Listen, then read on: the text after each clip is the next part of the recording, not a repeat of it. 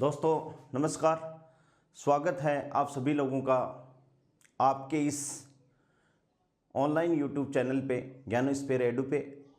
दोस्तों अपनी post graduation की nuclear physics and particle physics की बुक है, यूनिट है, वो चल रही है और उसमें अपन ने अल्फ़ा डीके और अल्फ़ा डीके को एक्सप्लेन करने के लिए जीटी गमाउ टेलर थ्योरी को एक्सप्लेन कर लिया है। आज अपन दोस्तों स्टार्ट कर रहे हैं beta decay. Beta decay beta decay का मतलब है कि जब कोई अनस्टेबल न्यूक्लियाई स्टेबल होना चाहती है और वो इलेक्ट्रॉन उसकी ना उससे निकलें, इलेक्ट्रॉन निकलें और वो स्थायी हो जाए, या पॉजिट्रॉन निकले वो स्थायी हो जाए। जब इलेक्ट्रॉन निकलेगा तो इलेक्ट्रॉन को अपन कैसे डिनोट करते हैं, -1 E0, यानी इसकी जो एटॉमिक नंबर है वो -1 से डिनोट होगी इलेक्ट्रॉन की, और मास नंबर है वो 0 से डिनोट होगा। 0 से इसलिए दोस्तों डिनोट होगा क्योंकि इलेक्ट्रॉन का जो द्रव्यमान होता है वो न के बराबर होता है, इसलिए अपन उसको 0 कंट्रीब्यूट करते हैं। पॉजिट्रॉन जब भी होगा तो उसे अपन +1 E0 कहते हैं। पॉजिट्रॉन इस इलेक्ट्रॉन का प्रतिकण है। एवरी पार्टिकल, हर कण का अपना प्रतिकण होता है। जैसे प्रोटॉन की अपन बात करें तो प्रोटॉन का प्रतिकण P+, इलेक्ट्रॉन की बात करें तो इलेक्ट्रॉन का कण E+। अभी तक केवल प्रतिकणों में इलेक्ट्रॉन का प्रतिकण ही खोजा गया है जिसको अपन बोलते हैं पॉजिट्रॉन। बाकी लोगों ने जो डिस्कवरी कर रहे हैं उन्होंने ये कहा कि every particle have it's anti particle, लेकिन डिस्कवरी किसी की भी हुई नहीं है। ठीक है ना। तो हर कण का अपना क्या होता है, प्रतिकण होता है। जैसे न्यूट्रॉन है, न्यूट्रॉन का प्रतिकण न्यूट्रॉन बार है, बार से डिनोट कर सकते हो। कण के ऊपर क्या लगा दें, बार का चिन्ह लगा दें तो वो क्या है, प्रतिकण है। तो प्रत्येक कण का अपना क्या होता है, प्रतिकण होता है। लेकिन अभी तक जो डिस्कवरी हुई है वो केवल इलेक्ट्रॉन वाली हुई है जिसको जेम्स चैडविक ने एक्सप्लेन किया था। ठीक है। तो बीटा डीके में यदि किसी न्यूक्लियस को स्टेबल मन होना है, पेरेंट न्यूक्लियस को स्टेबल होना है, तो वह तो या तो इलेक्ट्रॉन निकल जाएगा उससे, तो अपन क्या कहेंगे, इसको अपन कहेंगे दोस्तों बीटा माइनस डीके। क्या कहेंगे, बीटा माइनस डीके। यदि पॉजिट्रॉन निकलता है तो इसको अपन क्या कहेंगे, बीटा प्लस डीके।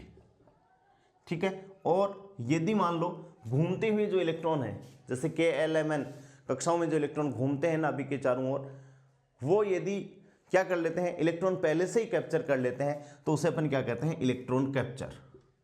उसे अपन क्या कहते हैं, इलेक्ट्रॉन कैप्चर। ये तीनों जो प्रोसेस हैं ये बीटा डीके के अंतर्गत आती हैं। ठीक है। तो अपन इसको डिनोट अपन कर सकते हैं कि दी 3 मोड्स ऑफ बीटा डीके। कितने modes, 3 modes of beta decay. 3 modes of beta decay. पहला कौन सा है, इलेक्ट्रॉन निकल गया। दूसरा कौन सा है, पॉजिट्रॉन निकल गया। और तीसरा कौन सा है, इलेक्ट्रॉन कैप्चर हो गया। ठीक है। तो 3 मोड्स में पहला मोड देखिए, ZXA, अपने पास में कोई न्यूक्लियस है और ये पेरेंट न्यूक्लियस। ठीक है। और इसमें से अपन ने क्या निकाल दिया, इलेक्ट्रॉन निकाल दिए, +-1 E0। ठीक है। तो यहाँ जो डॉटर जो न्यूक्लियस बचेगा वो क्या बचेगा, Z+1, और ये क्या होगा, A। यानी मास नंबर तो किससे, मास नंबर में तो कोई चेंज हुआ ही नहीं, और यहाँ से जो एनर्जी निकल गई उसको अपन क्या कहेंगे, Q। ठीक है। और इसे अपन क्या कहेंगे, बीटा माइनस डीके। क्या कहेंगे दोस्तों, बीटा माइनस डीके, या इसे अपन कहेंगे इलेक्ट्रॉन इमिशन। क्या कहेंगे, इलेक्ट्रॉन का इमिशन हो गया। इस रिएक्शन को अपन क्या कहेंगे, बीटा माइनस डीके बोल सकते हैं, या इलेक्ट्रॉन इमिशन बोल सकते हैं, या अपन ये कहेंगे कि भाई इलेक्ट्रॉन निकल गया। ये इस न्यूक्लियस को अपन पेरेंट न्यूक्लियाई P, इसको डॉटर न्यूक्लियाई, और ये क्या बन गया, इलेक्ट्रॉन, और यहाँ से क्या होगी, एनर्जी निकल गई। ऐसे ही नेक्स्ट जो तीसरी प्रोसेस है ZX है, और यहाँ से मान लो अपने पास में पॉजिट्रॉन निकल गया +1 E0। ठीक है। तो यहाँ जो डॉटर न्यूक्लियस बचेगा वो क्या है, Y, और यहाँ द्रव्यमान संख्या Z, प्रोटॉन नंबर है वो Z-1 से कम हो जाएगा, और A पे कोई चेंज नहीं होगा। इसको एनर्जी निकल जाएगी, इसको अपन कहेंगे बीटा प्लस डीके या पॉजिट्रॉन इमिशन। क्या कहेंगे, पॉजिट्रॉन इमिशन कहेंगे। और यदि कोई हैवी न्यूक्लियाई है तो वो इलेक्ट्रॉन को क्या कर लेता है, पहले ही कैप्चर कर लेता है, तो इसे अपन कहेंगे ZXA, और इसने इलेक्ट्रॉन को पहले ही कैप्चर कर लिया, तो -1 E0। -1 E0 इंप्लाइज दैट ये क्या बन गया भाई, Z-1 Y, और ये क्या आ गया A। ठीक है। और +Q। तो इसे अपन कहेंगे इलेक्ट्रॉन कैप्चर। इन्होंने क्या कर लिया, इलेक्ट्रॉन को कैप्चर कर लिया। और इसे अपन कह सकते हैं कि हैवी न्यूक्लियाई के केस में इलेक्ट्रॉन कैप्चर की जो प्रोबेबिलिटी होती है, तो इलेक्ट्रॉन कैप्चर प्रोबेबिलिटी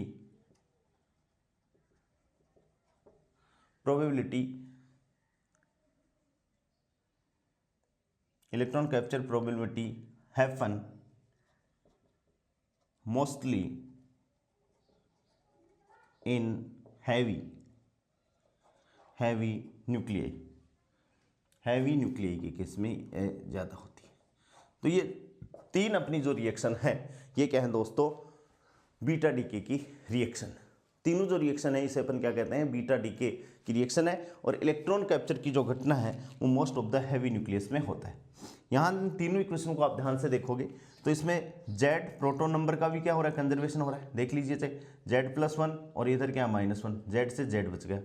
और द्रव्यमान संख्या का भी क्या हो रहा है, कंजर्वेशन हो रहा है। यानी रिएक्शन से पहले यानी LHS में A और LHS में Z बराबर RHS में A और RHS में Z के बराबर। यानी रदरफोर्ड जो रेडियो एक्टिविटी में अपन ने पढ़ा है, रदरफोर्ड सोडी का नियम कि मतलब अभिक्रिया से पहले द्रव्यमान संख्या और परमाणु क्रमांक बराबर अभिक्रिया के बाद में, यानी जब अभिकारक और उत्पादों के अपन क्या देखेंगे, द्रव्यमान संख्या और परमाणु क्रमांक देखेंगे, तो वो LHS में और RHS में दोनों हम मिलकर अपन को क्या मिलेंगे, बराबर मिलेंगे। इन्हें अपन क्या कहेंगे, द्रव्यमान संरक्षण का नियम या प्रोटॉन संरक्षण का नियम भी अपन इनको बोल सकते हैं। ठीक है। अब जो बीटा स्पेक्ट्रम जब आया, जब बीटा पार्टिकल इमिट हुए, तो वहां से जो स्पेक्ट्रम आया उसे लोग क्या आया, किस हिसाब से आया, देखिए इस हिसाब से आया। बीटा स्पेक्ट्रम की अपन बात कर रहे हैं। यहाँ ये किस किस के बीच में था, एनर्जी ऑफ बीटा पार्टिकल, और जो स्पेक्ट्रम आया वो किस हिसाब से प्राप्त हुआ, इस हिसाब से प्राप्त हुआ। यहां मिल गए। ये क्या है, किस किस में है, यह है नंबर ऑफ बीटा पार्टिकल, यह है।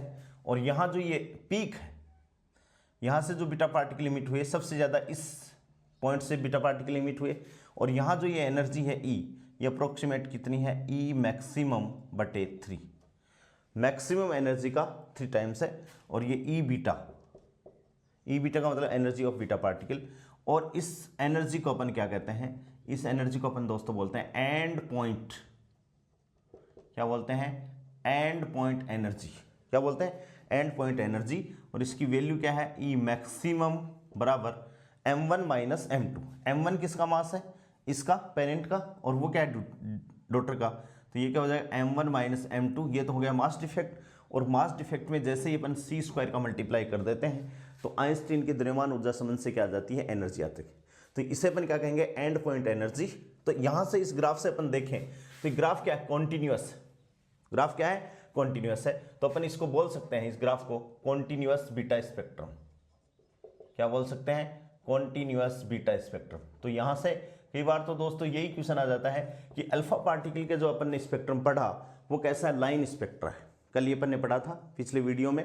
और जो बीटा पार्टिकल जब इमिट हो रहे हैं तो उसका जो स्पेक्ट्रम आ रहा है इमिशन का, वो क्या है, कॉन्टिन्यूअस स्पेक्ट्रम है। इसमें आप देखिए कि जैसे जैसे एनर्जी पास में, 0 के पास में है, तो बीटा पार्टिकल की संख्या, नंबर ऑफ बीटा पार्टिकल क्या है, मैक्सिमम है। और जैसे जैसे एनर्जी इंक्रीज हो रही है, धीरे धीरे बीटा पार्टिकल की संख्या क्या हो रही है, डिक्रीज हो रही है। और एक पर्टिकुलर एनर्जी जिसको अपन ने क्या कहा, एंड पॉइंट एनर्जी कहा है, वहां पर बीटा पार्टिकलों की संख्या है वो 0 हो रही है। ठीक है।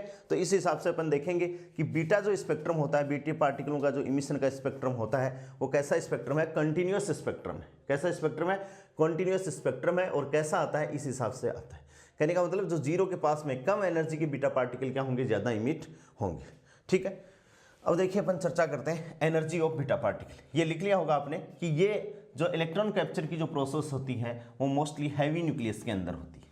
कहां पर होती है, मोस्टली हैवी न्यूक्लियाई के अंदर। This happen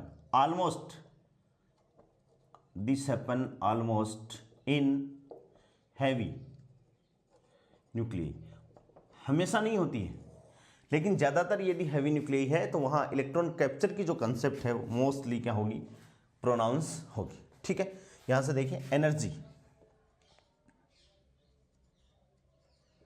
energy of beta particle, energy of beta particle क्या भाई, जेड एक्स है रिएक्शन, और यहाँ से क्या हुआ, बीटा पार्टिकल निकला यानी इलेक्ट्रॉन निकला -1 E0, प्लस क्या हुई एनर्जी Q इमिट हो गई, और यहाँ से रदरफोर्ड-सोडी के नियम से द्रव्यमान संख्या यानी Z+1 और ये क्या होगी A। ठीक है, M1 क्या है, अपन मान लेते हैं M1 atomic mass of X, अपन ने मान लिया atomic mass of X, X का मतलब क्या है, पेरेंट न्यूक्लियस का एटॉमिक मास है ये।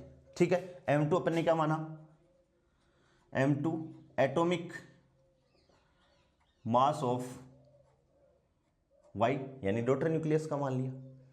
ठीक है, तो by energy conservation then by energy conservation यहां से देखिए देन बाई एनर्जी कंजर्वेशन, यहां से ये अपन न्यूक्लियस की बात कर रहे हैं, तो ये एटॉमिक मास की बात कर रहे हैं, अपन ने माना कौन सा मास है, एटॉमिक मास माना है दोस्तों। तो देखिए न्यूक्लियस की अपन डेफिनेशन करें तो न्यूक्लियस की डेफिनेशन क्या है कि ये नाभिक है, और नाभिक के अंदर न्यूक्लियन होते हैं, और न्यूक्लियन के बाहर, नाभिक के बाहर क्या होते हैं, इलेक्ट्रॉन मूव करते हैं, ये अपनी कंसेप्ट। ठीक है भाई, और एक ये चीज आपको ध्यान में रखनी है कि जितनी संख्या में प्रोटॉन होते हैं, क्योंकि एटम है वो उदासीन होता है, तो जितनी संख्या में एटम के अंदर प्रोटॉन होंगे उतनी संख्या में इलेक्ट्रॉन होंगे, क्योंकि उसको उदासीन होना है। न्यूट्रॉन तो क्या है, न्यूट्रल पार्टिकल है। तो यदि इसमें जेड प्रोटॉन है, ध्यान से देखिए, यदि इसमें जेड प्रोटॉन है तो जेड ही, एटम की जब अपन बात कर रहे हैं तो जेड ही इसके अंदर क्या होंगे, इलेक्ट्रॉन होंगे। और यदि जेड इलेक्ट्रॉनों का द्रव्यमान इसमें से घटा दें अपन, तो किसका बन जाएगा, किसका द्रव्यमान बच जाएगा। मान लो ये एटॉमिक मास अपन ने माना है x, ये m1 है, इसमें से मैं z, क्योंकि जितनी संख्या में प्रोटॉन होंगे उतनी संख्या में इलेक्ट्रॉन होंगे, तो इसमें से z इलेक्ट्रॉनों का द्रव्यमान यदि घटा दिया जाए, यानी मैं इसको ये लिख दूं m1 - zm इंटू c², तो ये LHS में क्या होगी, एनर्जी होगी। m1 क्या था, इसका एटॉमिक मास x का, और Z क्या है, इसमें प्रोटॉन, इसका मतलब Z इसमें इलेक्ट्रॉन होंगे, और एक इलेक्ट्रॉन का द्रव्यमान क्या है, Zm।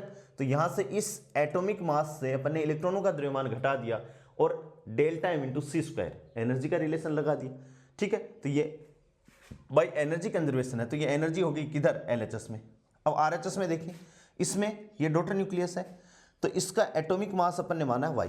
अब Y में से कितने का घटाना पड़ेगा भाई, Y में से इलेक्ट्रॉन का द्रव्यमान घटाना पड़ेगा, तो इसमें Z+1 क्या है, प्रोटॉन है, इसका मतलब इसमें से Z+1 ही इलेक्ट्रॉन है, क्योंकि उदासीन है, ये भी डॉटर न्यूक्लियस हुआ। तो Z+1 इलेक्ट्रॉन का मास घटेगा, तो ये क्या आ जाएगा, बराबर m2 माइनस Z+1 m, और ये क्या हो गया c², एक तो हो गया c²। ठीक है, ये आ गया y का, ये किसका हो गया, y का आ गया। फिर इलेक्ट्रॉन है, ये रहा इलेक्ट्रॉन, तो इलेक्ट्रॉन का अपन ने क्या माना है, प्लस m इलेक्ट्रॉन का मास है, प्लस c² mc², और प्लस क्या निकल गई, प्लस q बीटा एनर्जी निकल गई। यही तो लिखा अपन ने, प्लस क्या निकल गई, q बीटा। बहुत ध्यान से समझिए, प्लस क्या निकल गई, q, m1 - zm into c² बराबर m2 - z+1 m into c² plus mc² plus q beta. यहाँ ये दोनों जो ब्रैकेट की टर्म है ये आप लोगों को समझ में आनी चाहिए। कैसे, देखिए कि ये नाभिक है, नाभिक, और नाभिक के अंदर क्या हुई, मान लो अपन ने कह दिया कि इसमें Z प्रोटॉन है, तो इस पूरे एटम को उदासीन होने के लिए इसमें Z ही इलेक्ट्रॉन होंगे। जितनी संख्या में प्रोटॉन होंगे उतनी संख्या में इलेक्ट्रॉन होंगे। अब अपन ने दोस्तों यहाँ क्या माना है, m1 माना है एटॉमिक मास, एटम का मास है, ना कि नाभिक का मास है, और एटम के अंदर तो इलेक्ट्रॉन भी होते हैं। ठीक है, तो यहाँ से इस x वाले m1 मास से अपन ने जितने प्रोटॉन हैं उतने इलेक्ट्रॉन मानकर इलेक्ट्रॉन का मास इसमें से कम कर दिया, तो ये अब न्यूक्लियस का मास बच गया। किसकी न्यूक्लियस, x वाली का। फिर यहाँ देखिए M2 क्या है, डॉटर न्यूक्लियस में Z+1 प्रोटॉन है, तो Z+1 ही इलेक्ट्रॉन होंगे क्योंकि उदासीन होना है, तो M2 minus Z+1 M into C square, और फिर ये इलेक्ट्रॉन बच गया, इसकी M इसका द्रव्यमान है, mc² प्लस क्या हो गया Q बीटा।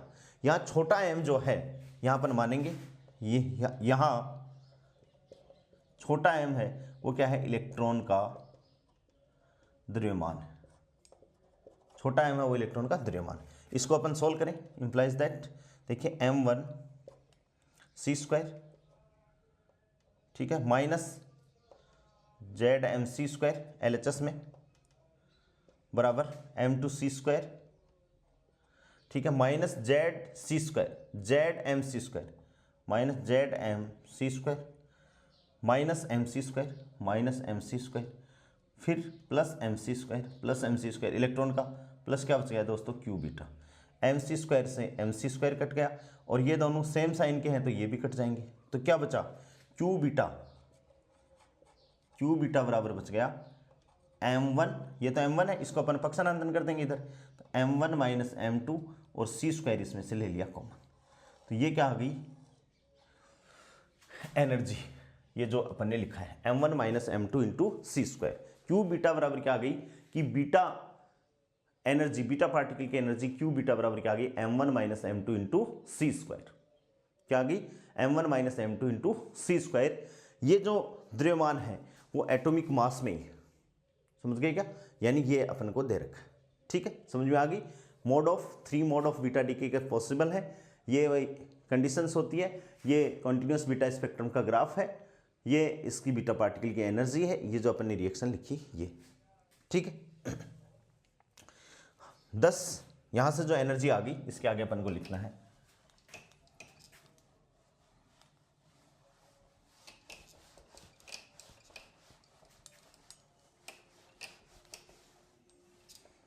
एनर्जी अपने पास में आ गई Q बीटा बराबर m1 माइनस m2 और इंटू क्या हो गया c² आ गया। 10 इलेक्ट्रॉन्स का मतलब क्या है, बीटा पार्टिकल्स, 10 इलेक्ट्रॉन्स यानी beta particles must be emitted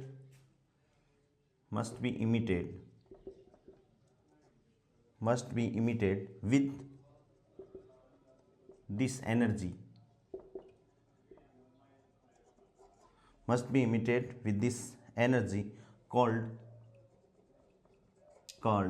end point,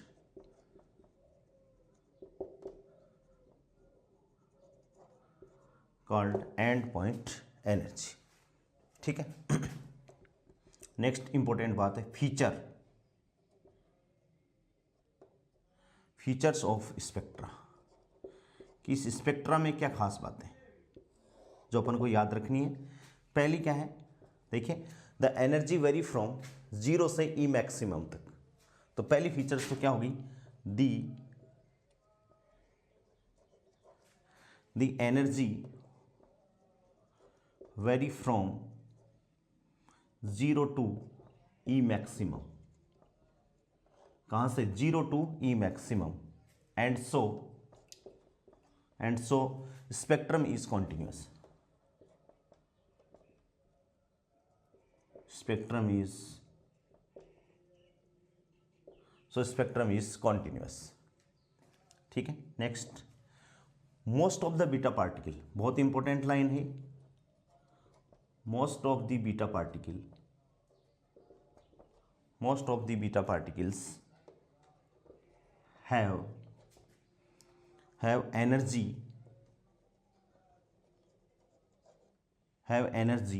nearly equal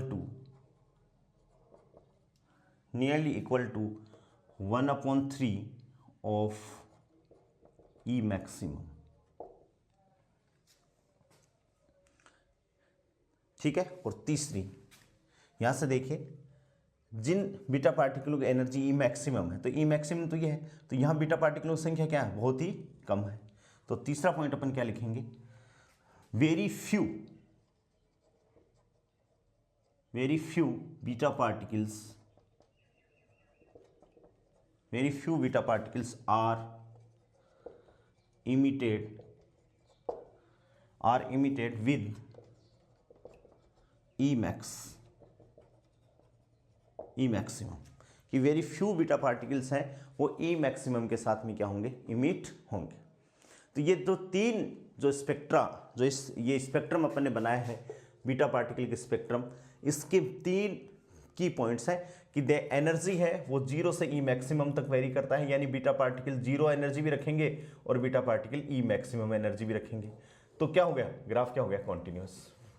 कई बार तो यही क्वेश्चन पूछ लिया जाता है कि बीटा स्पेक्ट्रम कॉन्टिन्यूस होता है या लाइन स्पेक्ट्रा होता है, तो बीटा स्पेक्ट्रम क्या होता है, कॉन्टिन्यूस। ठीक है, दूसरी क्या है, यहां से देखें कि यहां बीटा पार्टिकलों की संख्या क्या है, सबसे ज्यादा है, पीक यहां आ रही है। ठीक है, तो यहां जो एनर्जी है वो क्या है, तो अपन क्या कहेंगे, मोस्ट ऑफ दी, यानी सबसे ज्यादा बीटा पार्टिकल निकल रहे हैं, तो most of the beta particles have energy nearly E equals to E maximum upon 3, यानी इसका 1/3। और वेरी फ्यू, यानी ई मैक्सिमम जिन बीटा पार्टिकल्स के उनकी संख्या देखें बहुत कम है, यहाँ लगभग क्या है, 0 के नियरली इक्वल टू है, तो अपन क्या कहेंगे, very few beta particles are emitted with E maximum. ठीक है, अब देखिए ये जो ग्राफ आया इसके साथ में क्या क्या डिफिकल्टीज आई।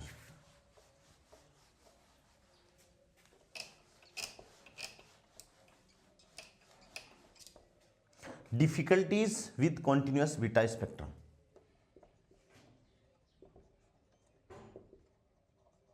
डिफिकल्टीज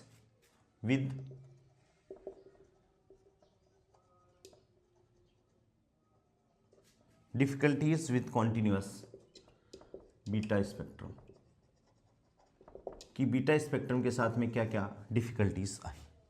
ठीक है, सबसे पहले देखें energy conservation.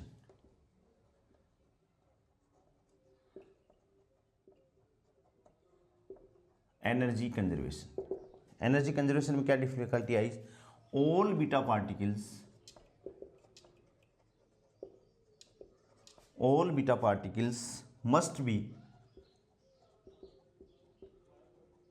must be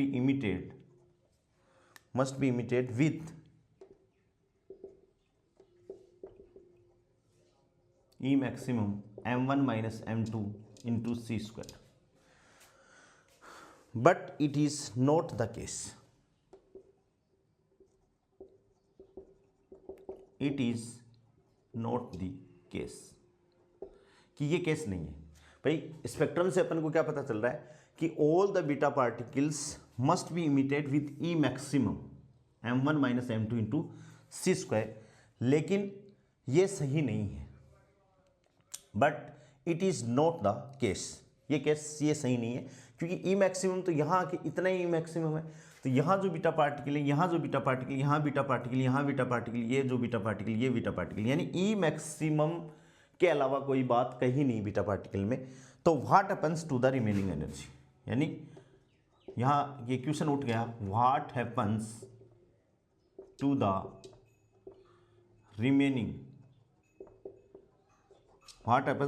remaining energy, कि बची हुई एनर्जी के साथ में क्या हुआ, ये क्वेश्चन हो गया। ठीक है, दूसरी जो डिफिकल्टीज है वो क्या है, एंगुलर मोमेंटम की।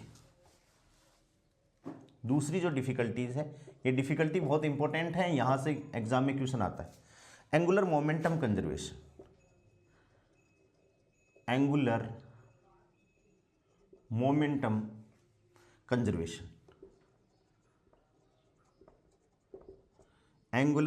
Conservation.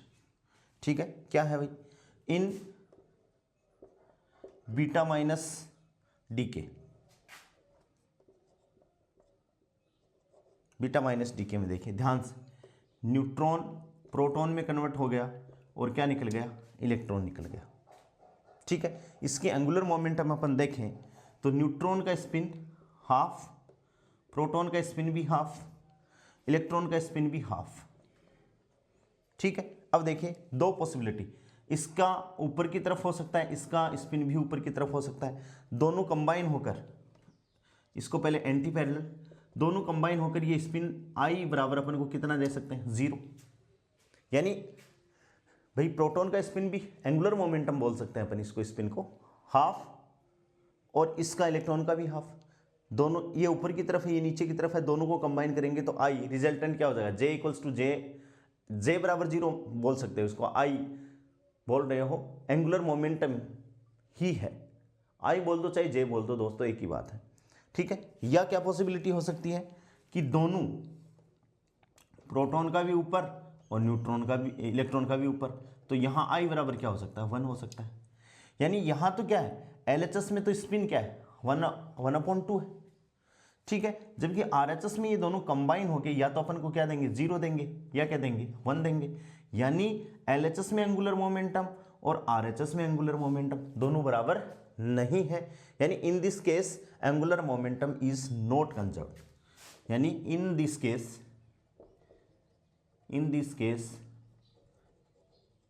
Angular momentum is not conserve. इस केस में एंगुलर मोमेंटम कंजर्व नहीं। In this case angular momentum is not conserved, not conserved, ठीक है। तीसरी जो डिफिकल्टी आई, ये 2 डिफिकल्टी आ गई, तीसरी डिफिकल्टीज देखिए। अपने सिलेबस में पार्टिकल फिजिक्स नाम से भी टॉपिक दे रखा है, और ये जो रिएक्शन मैंने लिखी है ये पार्टिकल फिजिक्स की ही रिएक्शन है, तो इसको ध्यान में रखोगे, ठीक है। तीसरी बात क्या है दोस्तों, linear momentum conservation.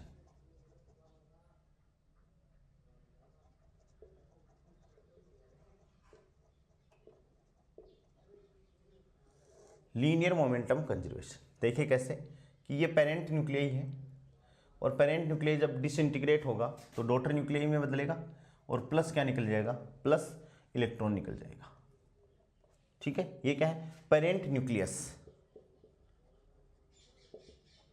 Parent nucleus at rest, at rest है, इसका मतलब इसका इनिशियल मोमेंटम, लीनियर मोमेंटम क्या होगा, 0, ठीक भाई। ये क्या है, डॉटर न्यूक्लियस, डॉटर PD, इसका मोमेंटम क्या होगा, PD डॉटर, ठीक है। और ये क्या है, इलेक्ट्रॉन, यानी ये क्या है, इलेक्ट्रॉन का मतलब beta particle,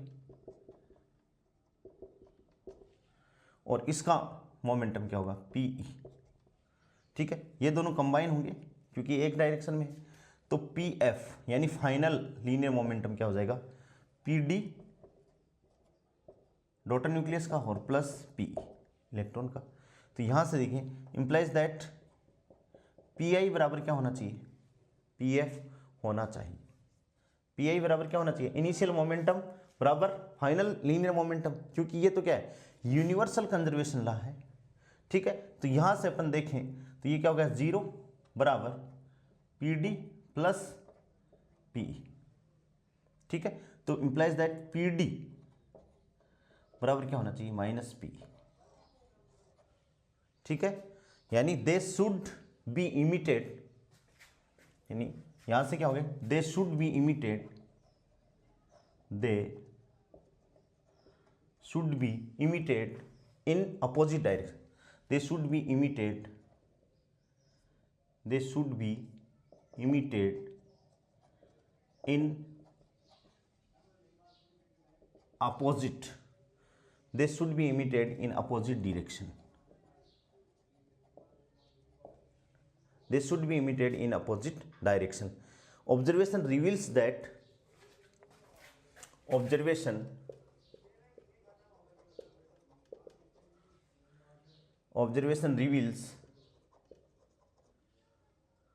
reveals that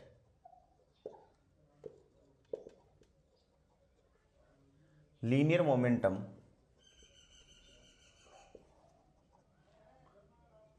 is not conserved. Observation reveals that linear momentum is not conserved. यानी ये जो रिएक्शन लिखी थी बीटा डीके की, इसमें पहली प्रॉब्लम तो क्या आई, एनर्जी कंजर्वेशन की आ गई, यानी वो भी डिस्टर्ब हो गया। दूसरी क्या आ गई, एंगुलर मोमेंटम की कंजर्वेशन की आ गई। और तीसरी, यहां तो ये कह रहा है कि they should be emitted in opposite direction, लेकिन ऑब्जर्वेशन क्या कहते हैं, प्रैक्टिकल ऑब्जर्वेशन ये कह रहे हैं कि लीनियर मोमेंटम का कंजर्वेशन नहीं हो रहा है। यानी जबकि linear momentum, energy conservation, angular momentum, ये क्या है, यूनिवर्सल कंजर्वेशन लॉज, यानी इनको क्या होना चाहिए, फॉलो होना ही चाहिए। तो इस डिफिकल्टी को, ये जो तीनों डिफिकल्टी थी, इसको कैसे रिमूव किया गया, तो अब देखिए ये तीनों डिफिकल्टीज अपने पास में आ गई, तो इसको अपन रिमूव कर रहे हैं, देख लीजिए। बहुत अच्छे से स्क्रीनशॉट लेना चाहो तो स्क्रीनशॉट ले लीजिए इसका। हाँ, नेक्स्ट देखिए, ये जो तीनों डिफिकल्टीज आई हैं बीटा डीके में, इनको अपन को रिमूव करना है। ठीक है, कैसे रिमूव करेंगे, रिमूव करेंगे न्यूट्रिनो की कंसेप्ट लेके। How to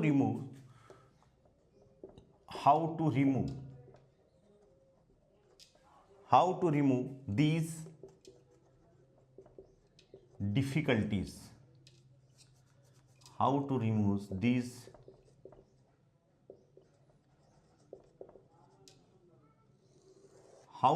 these difficulties।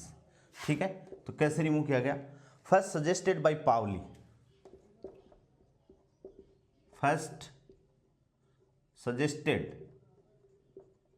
Bye Pauli, Pauli नाम का वैज्ञानिक था जिसने इसकी डिफिकल्टी को रिमूव, पाउली 1930 में।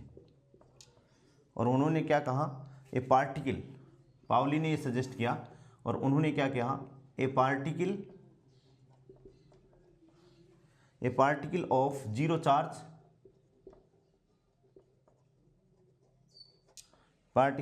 Charge spin half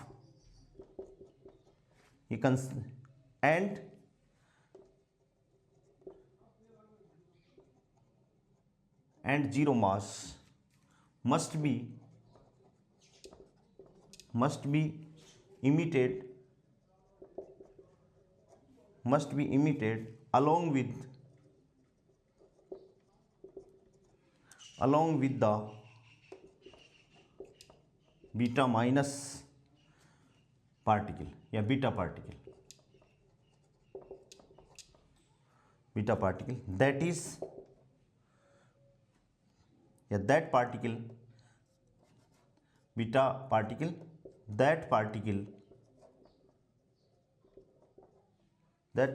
is neutrino,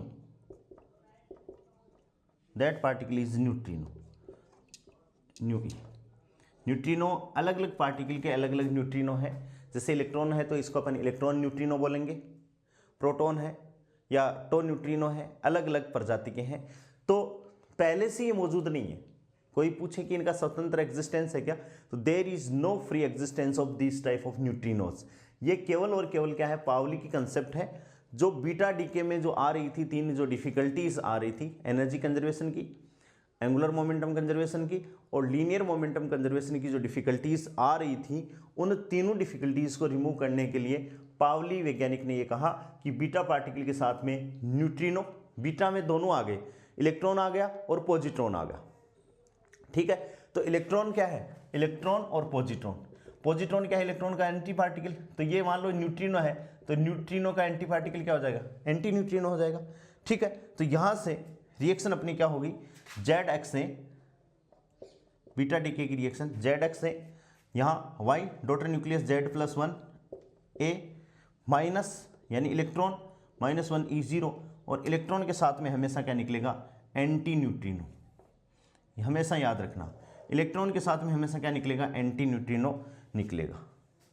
ठीक है, अब देखिए ये जो रिएक्शन अपनी ये आ गई, इलेक्ट्रॉन के साथ में अपने क्या लिखा दिया, एंटी न्यूट्रिनो, न्यूट्रिनो का एंटी पार्टिकल।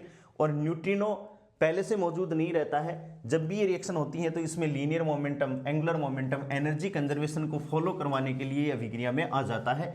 इसलिए इस पार्टिकल को, न्यूट्रिनो को अपन घोस्ट पार्टिकल भी बोलते हैं, भूत पार्टिकल भी इसको बोला जाता है। ठीक है, अब देखो पहला कंसेप्ट क्या है, पहला। नाउ द रिमेनिंग एनर्जी, अब अपन कह सकते हैं जो डिफिकल्टीज आई थी एनर्जी कंजर्वेशन में कि भाई रिमेनिंग एनर्जी का क्या हुआ, कहाँ गई, तो अपन ये कह सकते हैं कि रिमेनिंग एनर्जी है वो कौन ले गया, न्यूट्रिनो ले गया। Now the remaining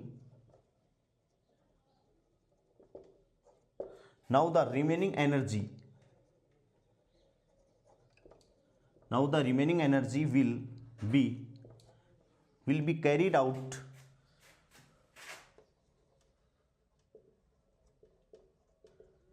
will be carried out by neutrino.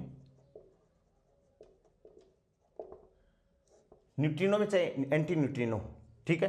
तो ई maximum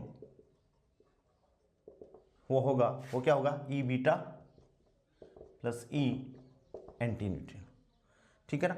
implies that E anti neutrino बराबर ई मैक्सिमम माइनस ई बीटा, यानी जो बच गई एनर्जी वो क्या है, ये हो गया E anti neutrino E maximum minus E B. This energy will be said,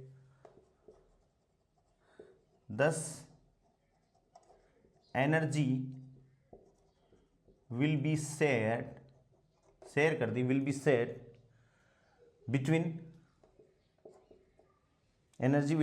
between beta minus particle यानी इलेक्ट्रॉन एंड न्यूट्रिनो।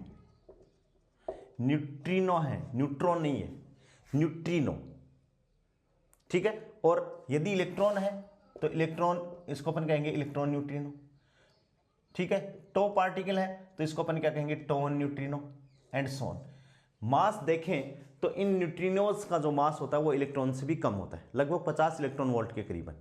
तो 50 इलेक्ट्रॉन वोल्ट है तो इसके मास को अपन क्या मानते हैं, जब इलेक्ट्रॉन का ये अपन नगण्य मान रहे हैं तो न्यूट्रिनो का मास तो क्या है, इलेक्ट्रॉन से भी कम है, इसलिए इनके मास को अपन क्या मानते हैं, जीरो मास। स्पिन इसकी कितनी है, हाफ। बहुत इंपॉर्टेंट बात है, इसको आपको ध्यान में रखनी है कि इन पार्टिकल्स की जो स्पिन है वो क्या होती है, हाफ होती है। तो ये पहली डिफिकल्टीज क्या होगी जो आ रही थी बीटा डीके को एक्सप्लेन करने में, पहली डिफिकल्टीज वो क्या होगी, खत्म होगी। दूसरी डिफिकल्टीज क्या थी, एंगुलर मोमेंटम को लेकर थी, ठीक है। तो क्या होगी, नाउ द एंगुलर मोमेंटम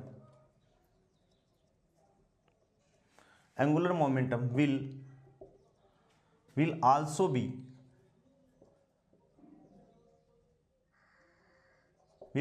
क्या हो गया, कंजर्व्ड। कैसे हो गया, रिएक्शन अपनी क्या हो गई, अब P प्लस इलेक्ट्रॉन निकला और इलेक्ट्रॉन के साथ में एंटी न्यूट्रिनो निकला।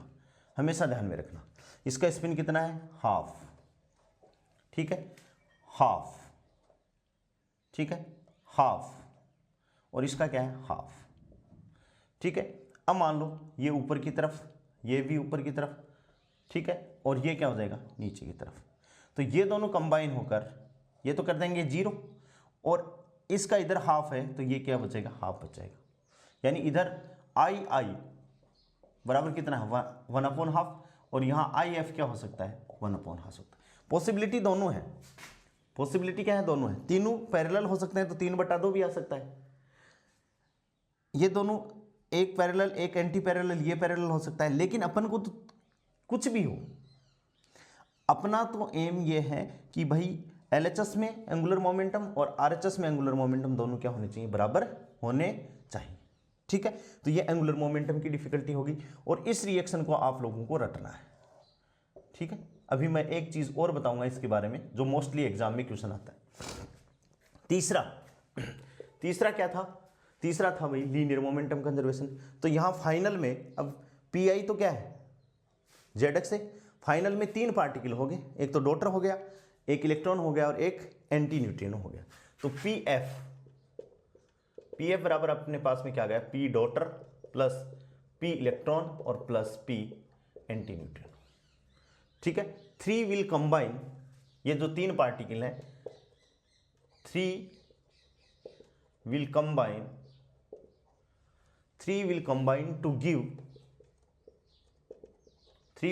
To give resultant, 3 will combine to give resultant value.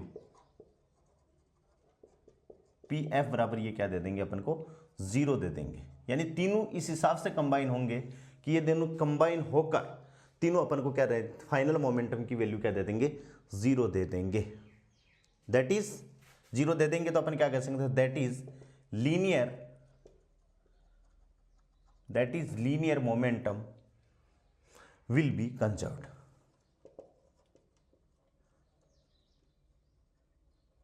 Linear momentum will be conserved. ठीक है, कंजर्व हो गए।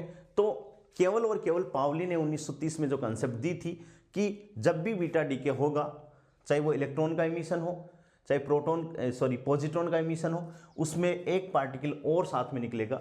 इलेक्ट्रॉन है तो एंटी न्यूट्रिनो निकलेगा, हमेशा याद रखना। इलेक्ट्रॉन है तो एंटी न्यूट्रिनो और पॉजिट्रॉन है तो न्यूट्रिनो साथ में निकलेगा। इलेक्ट्रॉन है तो एंटी न्यूट्रिनो और पॉजिट्रॉन है तो न्यूट्रिनो साथ में निकलेगा।